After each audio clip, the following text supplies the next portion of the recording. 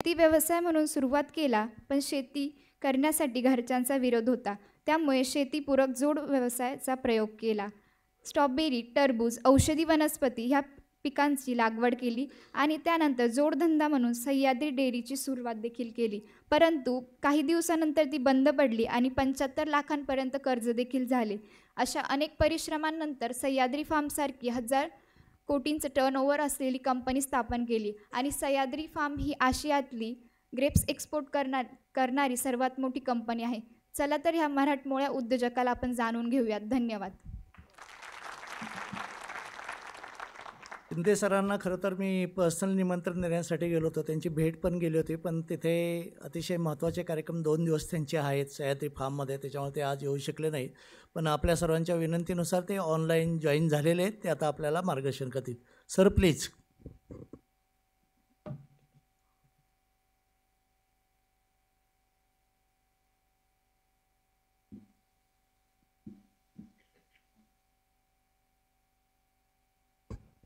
Shinde sir please आपण सुरू करा.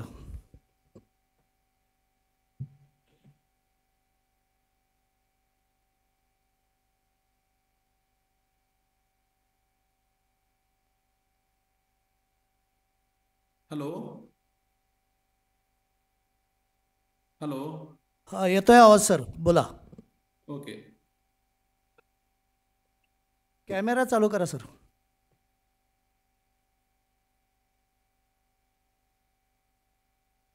हां यस यस.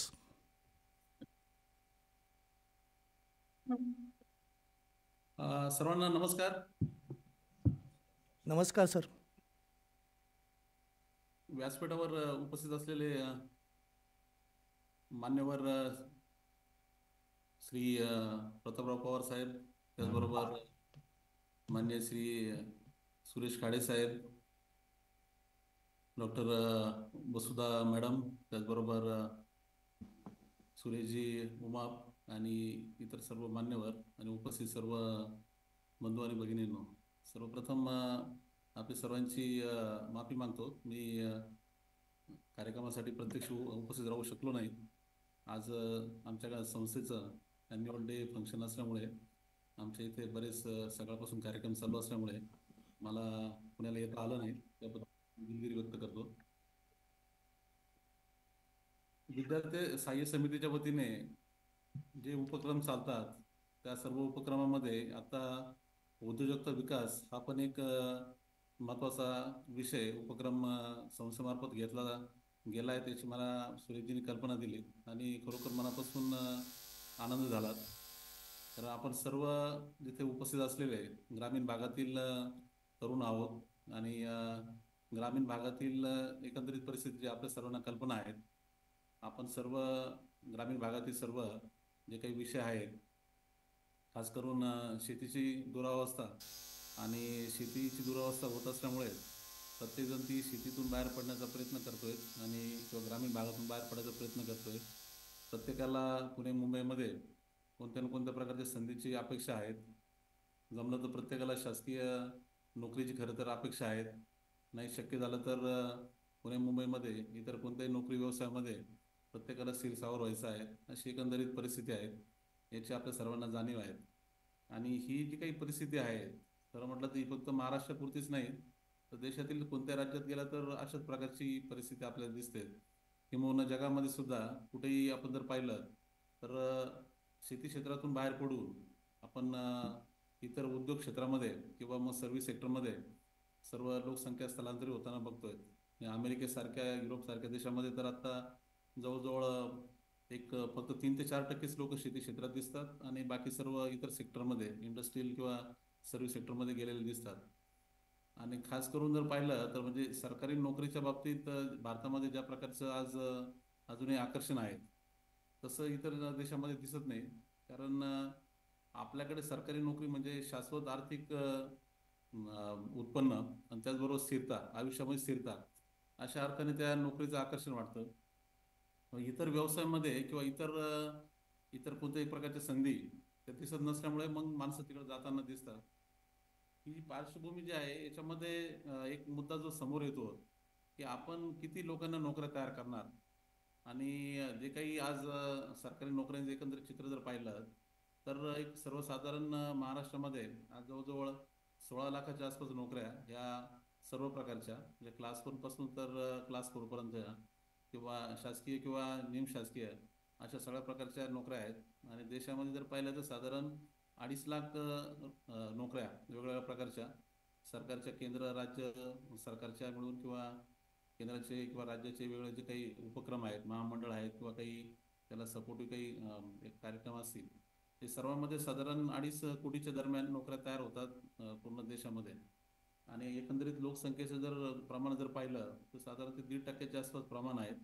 आणि त्या पण नोकऱ्या होतात तेवढं कमी करण्याचा सरकारचा प्रयत्न आहे. आणि प्रत्येकच क्षेत्रामध्ये म्हणजे आपण जर पाहिलं जे सरकारी क्षेत्राबरोबर इतरही खाजगी क्षेत्रामध्ये सुद्धा कशा प्रकारे मनुष्यबळ कमी करता येईल याकडे बऱ्याच जणांचा कल असतो. आजच्या जमान्यामध्ये ॲटोमेशन हा एक महत्त्वाचा भाग झालेला आहे. आणि ॲटोमेशनच्या सगळ्या काळामध्ये AI सारखे टूल असतील किंवा मग अजून त्याचबरोबर इतरही सगळे ॲटोमेशन रोबोटिक्स सारखे वेगवेगळे तंत्रज्ञान असतील या सर्वांचा प्रयत्न आहे की मनुष्यबळ कसं कमी करता येईल. एकंदरीत अशा परिस्थितीमध्ये नोकऱ्या मिळणं हे काही एवढं सोपं नाही आहे. आणि त्यामध्ये त्या सगळ्या स्पर्धेच्या युगामध्ये खरं तर आपला विचारच आता बदलण्याची गरज आहे. आपल्या म्हणजे एकतर व्यक्तिगत करिअरच्या दृष्टीने तर आहेच आहे. जर आपल्याला आपलं एक चांगल्या प्रकारचं करिअर घडवायचं असेल तर नोकरी मागणाऱ्याऐवजी नोकरी देणारे आपण कसे होऊ असा विचार खरं आता ग्रामीण भागामध्ये रुजण्याची गरज आहे. आणि दुसरीकडे जो रोजगार तयार होतोय तो जर आहे त्याच भागामध्ये तिथेच म्हणजे तुम्ही त्या परिसरात राहता तिथेच जर तयार होऊ शकला तर याच्यासारखं उत्तम खरं तर काम नाही. याच्यासारखं उत्तम खरं तर आपण आपल्या देशासाठी काम करू शकत नाही. अशा अर्थाने खरं आता उद्योग व्यवसायाकडे आपण बघायला हवं. ग्रामीण भागामध्ये कितीतरी मोठ्या प्रमाणात संधी या सगळ्या दडलेल्या आहेत ज्या आतापर्यंत खरं त्याला आपण एक्सप्लोर करू शकलो नाहीत. याचं कारण आहे की आपली पहिली तर मानसिकता खरं म्हटलं तर जिथे समस्या आहे तिथेच संधी आहे अशा अर्थाने आपण खरा या विषयाकडे बघायला हवं. आज ग्रामीण महाराष्ट्रामध्ये आपण जर पाहिलं तर पाण्याचा प्रश्न बऱ्याच जिल्ह्यामध्ये आहेत. 80% आपल्या शेतीला अजूनही शाश्वत पाणी नाही अशी परिस्थिती आहे. त्याचबरोबर आपल्या जमिनी हलक्या आहेत.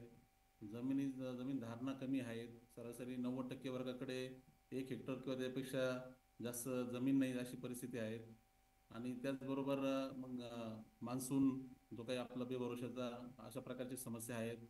मार्केटच्या समस्या तर वेगळ्या सरकारची काही धोरणं काही जे काही ग्राहक दार्जिनी धोरणं अशा प्रकारच्या समस्या भरपूर काही आहेत.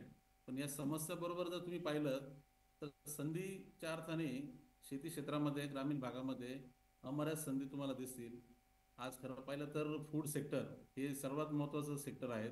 एक इंडस्ट्री म्हणून जेव्हा बघतो आपण की माणसाच्या बेसिक गरजांमध्ये अन्न वस्त्र निवारा शिक्षण आरोग्य याच्यामध्ये अन्न ही सगळ्यात महत्त्वाची गरज ही कायमच राहणार आहे. आणि त्या दृष्टीने शेती क्षेत्राचं जे महत्त्व आहे हे खूप वेगळं आहे. आज शेती म्हणजे आपण जेव्हा बघतो की शेतकरी म्हणजे एक पारंपरिक नजरेने की शेती म्हणजे आमची कार्यपद्धती आहे आमचं जीवनशैली आहे. त्याचबरोबर आमचं कुटुंबाचं हे पारंपरिक जे काही शेती हा व्यवसाय आहे म्हणून आम्ही शेती करतोय अशा प्रकारची बऱ्याचदा लोकांमध्ये भावना दिसते. पण जर एक व्यावसायिक नजरेने जर पाहिलं म्हणजे एखाद्या तुम्ही आपण ज्याला हार्डकोर एक आंतरप्रेन्योर म्हणतो त्याच्या नजरेने जर पाहिलं तर याच्यामध्ये म्हणजे अशा सगळ्या समस्यांच्या सगळ्या पूर्ण गर्तेमध्ये सुद्धा या छोट्या 1 एकर 2 एकर शेतकऱ्याला सुद्धा खूप मोठ्या प्रमाणात व्यावसायिक म्हणून उभी राहायची संधी आहे. आणि म्हणजे जसं पाहिलं तर 1-2 एकर शेती खरं म्हणतात एक फॅक्टरीसारखं तिच्याकडे बघायला हवं. आणि त्या नजरेने जर आपण बघायला लागलो एक पूर्णपणे जसं एक आंतरप्रेन्योर विचार करतो एखादा कोणी आपण जे काही पारंपरिक व्यावसायिक आहे एखादा मारवाडी किंवा सिंधी या नजरेने जर आपण पाहिलं तर ह्या 2 एकर शेतीमध्ये सुद्धा तुम्हाला आमक संधी दिसायला लागतील. हे मी मागच्या आमच्या 12 वर्षाच्या सह्याद्रीच्या प्रवासाच्या अनुभवाच्या आधारे किंवा माझ्या स्वतःच्या एक 25 वर्षाच्या अनुभवाच्या आधारे नक्की म्हणू शकतो. कारण तो सगळा एक मी दोन्ही प्रकारची परिस्थिती अनुभवलेली आहे. एकतर व्यक्तिगत शेती करतानाचे अनुभव पाहिले आणि त्यानंतर त्या चक्रीवादळातून बाहेर पडून आणि संधी या सगळ्या बाजाराच्या संधी घेऊन आणि तसे एक मोठ्या व्यवसायामध्ये रूपांतरित होताना मागच्या 12 वर्षात पाहिलेलं आहे. खरं पाहिलं तर आपण आपल्या सगळ्या समस्यावर बोलतो, पण जेव्हा ऑपॉर्च्युनिटीवर आपण बोलायला लागतो, लक्षात द्यायला लागतं की भारत देश म्हणून पहिलं तर एक आपली एक वेगळी आज परिस्थिती आहे. एक देश म्हणून म्हणजे बाजारपेठ म्हणून तर झालंच. आज 140 कोटीची लोकसंख्या म्हणजे एवढी मोठी बाजारपेठ, आपली हक्काची बाजारपेठ आपल्याकडे आहे. त्याचबरोबर जगाच्या बाजारामध्ये 750-800 कोटी या लोकसंख्येच्या बाजारामध्ये आपल्याला शेतकरी म्हणून, व्यावसायिक म्हणून एक वेगळ्या प्रकारची आपल्यामध्ये एक ताकद आहे. हे आम्ही काही मागच्या एक 12-13 वर्षाच्या प्रवासामध्ये लक्षात घेत गेलो. खरं तर 2 एकर शेती म्हटलं म्हणजे थोडक्यात कोणी म्हणेल का छोटी युनिट एखादं जसं छोटी फॅक्टरी ही व्हायबल नाही, तसं छोटी शेती व्हायबल नाही, असा बराचसा मुद्दा येतो. पण जेव्हा तुम्ही बाजारातल्या जे काही निकष असतात त्याच्यावर जेव्हा तुलना होते की बाजारामध्ये ग्राहकाच्या नजरेने जेव्हा आपण बघतो की ग्राहक हा कोणतंही एखादं उत्पादन घेताना की त्याचं ते सर्वोत्तम गुणवत्ता आहे का, हा एक पहिला निकष लावतो. आणि दुसरा निकष जो लावतो ते त्याच्या दृष्टीने ते परवडणार आहे का, त्याच्यासाठी ते सर्वात उत्तम किमतीमध्ये उपलब्ध आहे का. म्हणजे थोडक्यात स्टँडर्ड आणि इफिशियन्सी हे 2 महत्त्वाचे मुद्दे लक्षात घेऊन ते ग्राहक तशी एखादं वस्तू खरेदी बाबतीत निर्णय घेत असतो. आणि त्या अर्थाने जेव्हा आपण आपला उद्योजक म्हणून किंवा एक व्यावसायिक म्हणून छोट्या शेतकऱ्याकडे बघतो, छोटी शेतीमध्ये इफिशियन्सी आणणं म्हणजे तुम्ही एखादी पर केजी कॉस्ट, तुम्ही ज्याला आपण बेसिक क्रायटेरिया लावतो की माझी प्रोडक्शन कॉस्ट माझ्यासारख्याच इतर कोणत्या व्यवसाय तुलनेत किती आहे, तर लक्षात येतं का छोट्या शेतकऱ्या दृष्टीने तशी ती कॉस्ट कंट्रोल करणं, आणि ते खास काही अशा उत्पादनामध्ये जिथे मनुष्यबळ हे गरजेचं आहे. जिथे जिथे मनुष्यबळ लागतं असं कोणतं उत्पादन करताना तिथे भारताची एक वेगळी परिस्थिती आहे. आपल्याकडं उपलब्ध असं मनुष्यबळ याचा वापर करून आपण आपले उत्पादन खर्च कमी करण्यामध्ये महत्त्वाचं काम करू शकतो. आणि ते मनुष्यबळ जर हे असेल, जर कार्यक्षम असेल, तर मग दोन्ही अर्थाने म्हणजे ते गुणवत्ता वाढीसाठी सुद्धा आणि त्याचबरोबर त्याचा उत्पादन खर्च कमी करण्यासाठी दोन्ही ठिकाणी त्याचा उपयोग होऊ शकतो. द्राक्षामध्ये हे आम्ही अनुभवलं.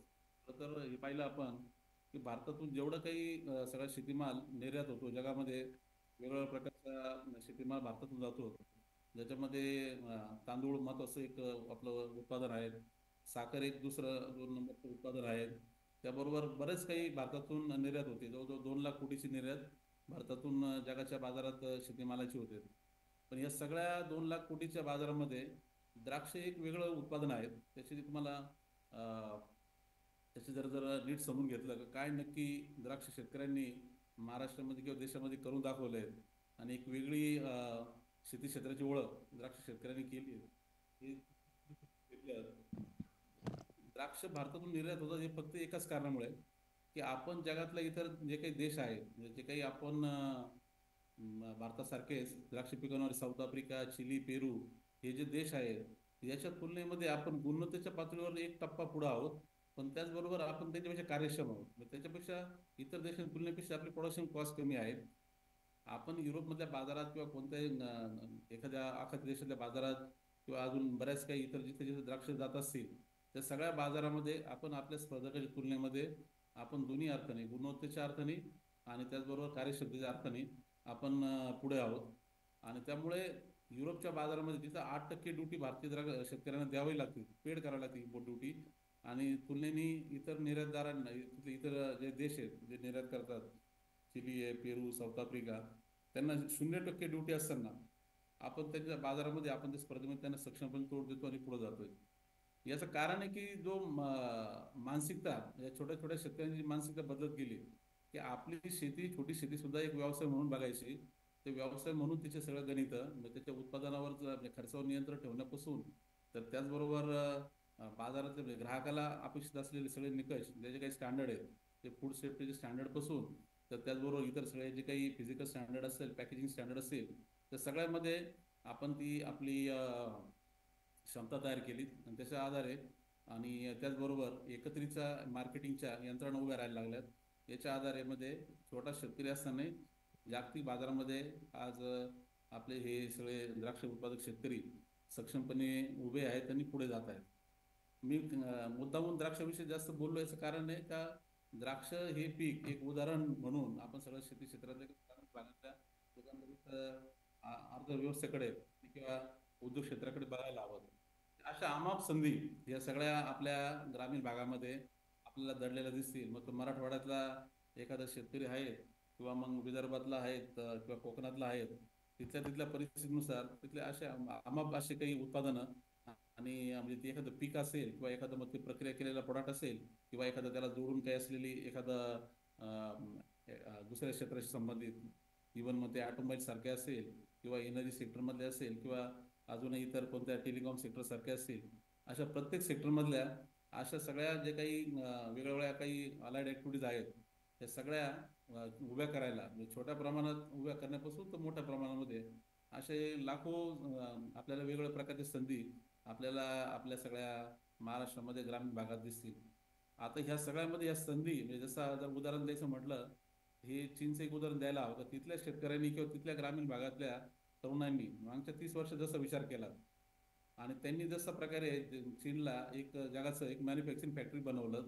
आज जगामध्ये कोणत्याही बाजारात गेलं ते एखादं ॲग्रिकल्चर उत्पादन असेल किंवा मग एखादं इंडस्ट्रियल प्रोडक्ट असेल किंवा इव्हन आता म्हणजे एखादा सर्व्हिस इंडस्ट्रीचा भाग असेल, अशा प्रत्येक सेक्टरमध्ये चीनमधल्या ग्रामीण भागातल्या लोकांनी, तिथल्या ग्रामीण भागातल्या तरुणांनी, म्हणजे पारंपरिक तिथल्या आपल्यासारख्या शेतीवर अवलंबून असलेले लोक असतील, त्यांनी मागच्या 30 वर्षामध्ये त्यांनी पूर्ण चीनची अर्थव्यवस्था बदलून टाकली. सगळ्या चीनला एक म्हणजे प्रत्येक गावाला एक मॅन्युफॅक्चरिंग हब म्हणून एखादं इंडस्ट्रियल हब सारखं डेव्हलप करत गेलेत आणि त्यांनी त्याचं त्या सगळ्या म्हणजे जगाच्या सगळ्या बाजारांना त्यांनी ताब्यात घ्यायचं काम केलं आणि त्यातून चीनची अर्थव्यवस्था खऱ्या अर्थाने मजबूत होत गेली आणि आज ती जगातली 2 नंबरची अर्थव्यवस्था बनलेली आहे. जगातील 2 नंबरची अर्थव्यवस्था बनली. याच्यापेक्षा महत्त्वाचं जे प्रत्येक कुटुंबाचं म्हणजे पर कॅपिटा इन्कम जो सगळ्यात महत्त्वाचा खरं तर आपल्या देशासाठी सुद्धा महत्त्वाचा क्रायटेरिया आहे की पर कॅपिटा इन्कम कसं वाढेल, ते तळातल्या घटकापर्यंत कसं जाईल, ग्रामीण भागापर्यंत कसं हे सगळं समृद्धी जाईल, या सगळ्यामध्ये चीननी एक पायवाट दाखवलेली आहे आणि आपल्याला त्याच नजरेने आपल्याला आपली धोरणं आखावं लागतील की ग्रामीण भागाला एक वेगळ्या एक उद्योग क्षेत्राच्या दृष्टीने तयार करणं, शेती क्षेत्राला उद्योग क्षेत्राच्या दृष्टीने तयार करणं आणि तशी मानसिकता घडवणं, हे आता खरं महत्त्वाचं काम आहे असं मला वाटतंय. उद्योजकता मानसिकता हाच खरा आपल्या सगळ्याचा म्हणजे पाया असायला पाहिजे, प्रत्येक शिक्षणाचा पाया असायला पाहिजे. प्रत्येक कोणत्याही संस्थेमध्ये आता ह्या दृष्टीने पावलोट कशी होईल. आपण बऱ्याच आता मी पुण्यामध्ये जनरली पाहिलं की स्पर्धा परीक्षा केंद्र ही एक अशा अर्थाने बऱ्याच संस्थांची ओळख झालेली आहे. मी ज्या विद्यापीठात शिकलो, राहुरी कृषी विद्यापीठामध्ये, तिथे सुद्धा जर पाहिलं तर त्या विद्यापीठाची ओळख एक MPC UPSC साठी मुलांना तयार करणारं तिथं स्पर्धा परीक्षेचं एखादं केंद्र झाल्यासारखं तशी त्या विद्यापीठाची ओळख झालेली आहे.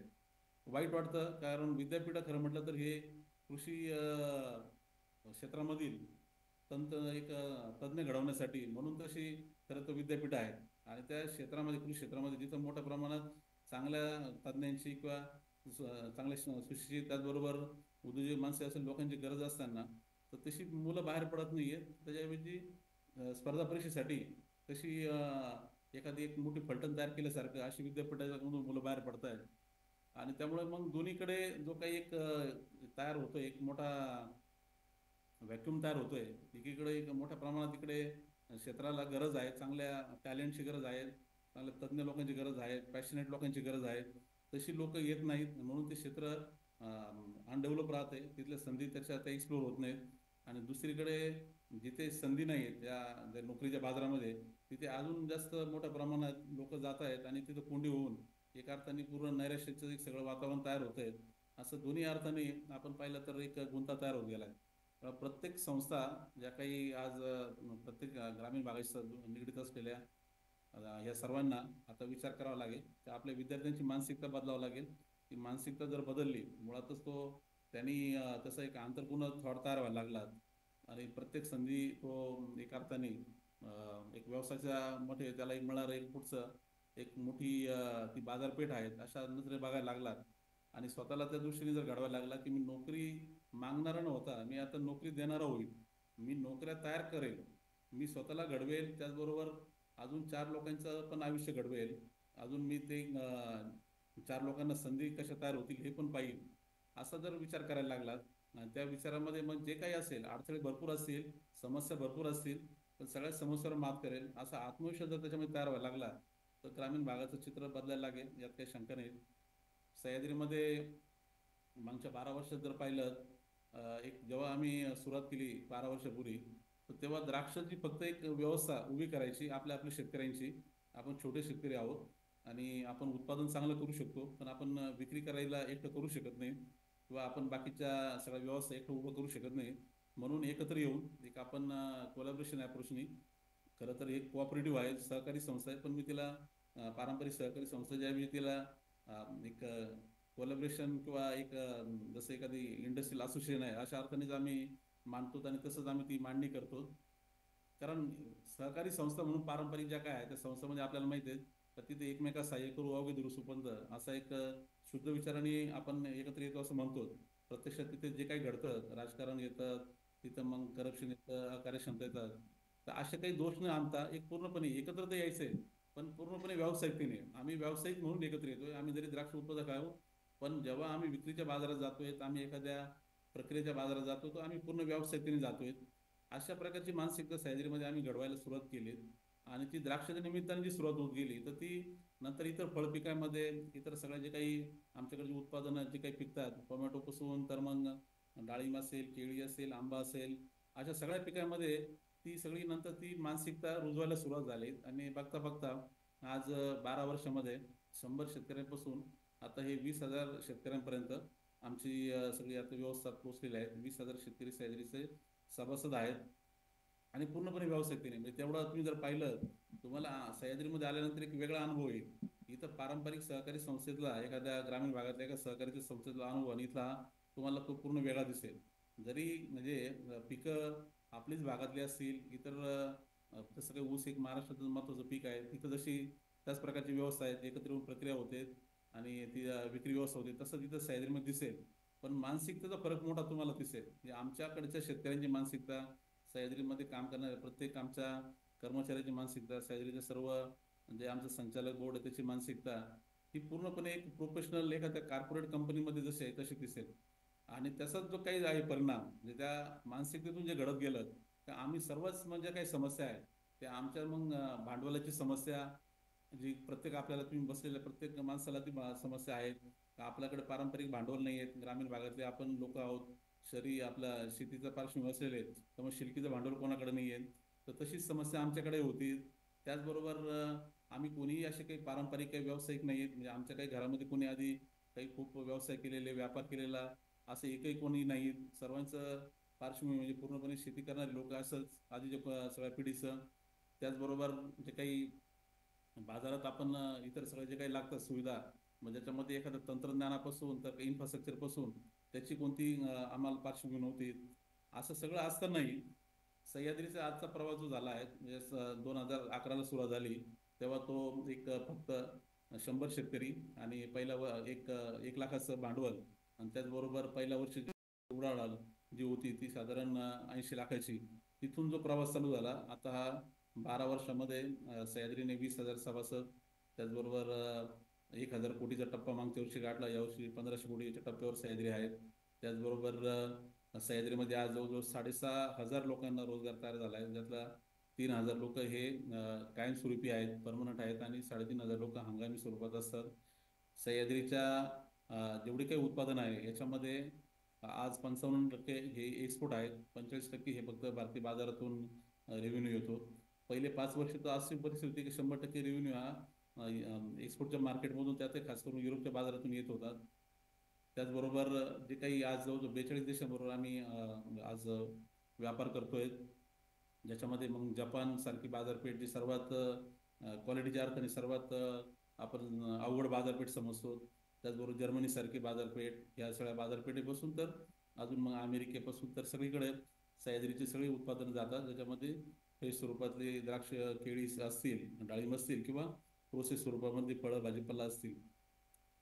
ह्या सगळ्या 12 वर्षामध्ये जे काही एकंदरीत इथे मानसिकता तयार झाली सह्याद्रीमध्ये, ती मला वाटतं सगळ्यात महत्त्वाची आहे, की जी बदल करून गेली आणि एक अर्थाने पूर्ण एक ऊर्जा तयार करून गेली. की आपण सापळ्यामध्ये अटकलेले लोक आहोत, ग्रामीण भागात आहोत, आपण शहरी आपल्या शेतीमध्ये आहोत.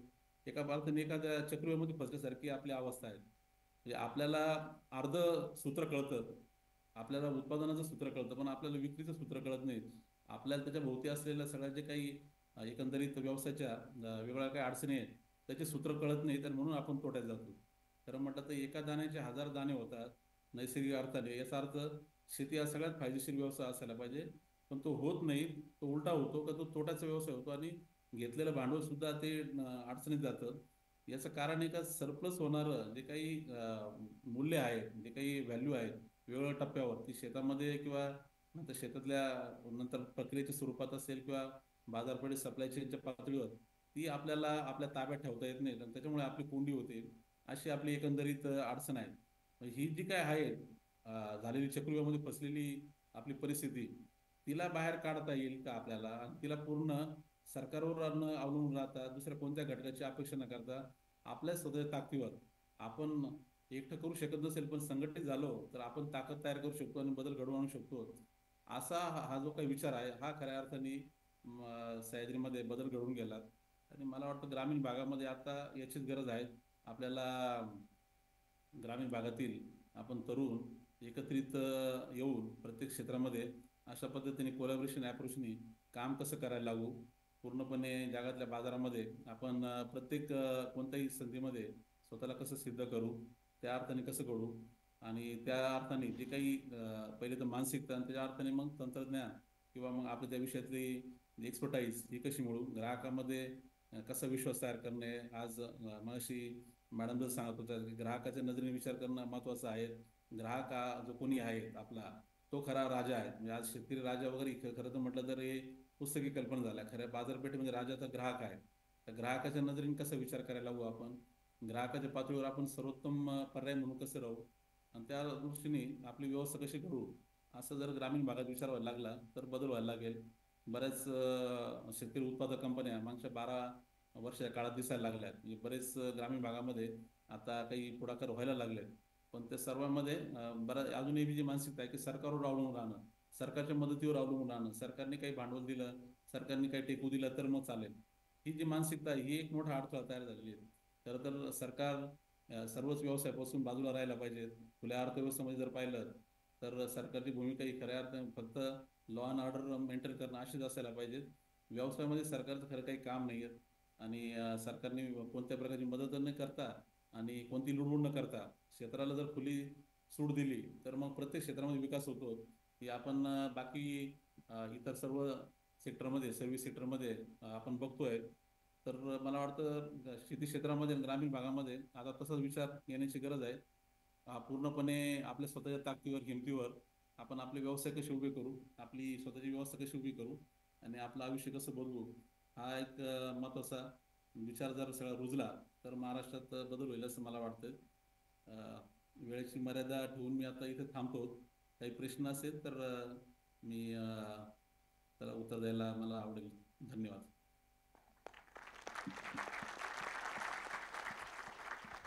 धन्यवाद सर.